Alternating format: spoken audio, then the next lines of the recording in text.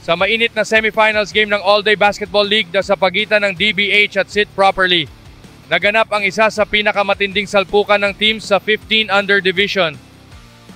Pumasok ang Sit Properly matapos talunin ng team ng Kababata sa score na 74-70. Ito ang dahilan kaya umabante ang Sit Properly sa semifinals. Samantala, nakapasok naman ang DBH matapos talunin ng Rodriguez Royals sa parehas na score 74-70. Dahil ito sa mainit na scoring duo nila Prince Cabog at John Canapi ng nakaraang laro. First quarter pa lang ng laro, bumulusok sa opensa ang DBH sa pangunguna ni John Carl Canapi. Hindi naman nagpatalo ang Sit Properly at dumikit ng bahagya ang laban sa score na 27-20. Sa second quarter, pinakita ng Mythical 5 candidate na si JJ Lazaro ang kanyang mahusay na opensa at nagtala ng 7 assists sa nasabing quarter. Tumulong din sila Quarezo at Canlas sa opensa. Umarangkada naman sa depensa sila Ramos at Chenido. Sa pagpasok ng third quarter, muling nagpasiklab sila Prince at John Carl Canapi. Nagpakawala ng game high na 40 points si Canapi dahil sa mga fast break points at 3-point shots. Malaki naman ang naitulong nila Lagwa at Morales sa depensa, dahilan upang lumamang ng 23 points sa third period.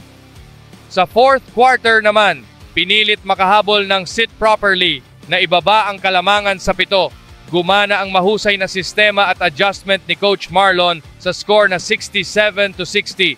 Muli naman pumutok sa opensa si Prince Cabog at muling lumayo ang score. Natapos ang laro sa score na 81-70.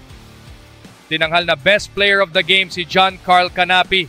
Meron siyang 40 points. Siya ay may 10 out of 14 sa 3-point line at may 4 na steals. Maganda ang nilaro ng Team Sit Properly nitong season at hindi matatawaran ang sipag at dedikasyon ng buong team. Bago ang kanilang laro sa All-Day Basketball League, tinanghal silang champion sa Phase 1D Inter-Area Basketball League. So congratulations pa rin kay Coach Marlon dahil sa magandang season nila sa liga. Makakaharap ng DBH ang team ng Habagat sa championship sa pangunguna ni Coach Renz Batak.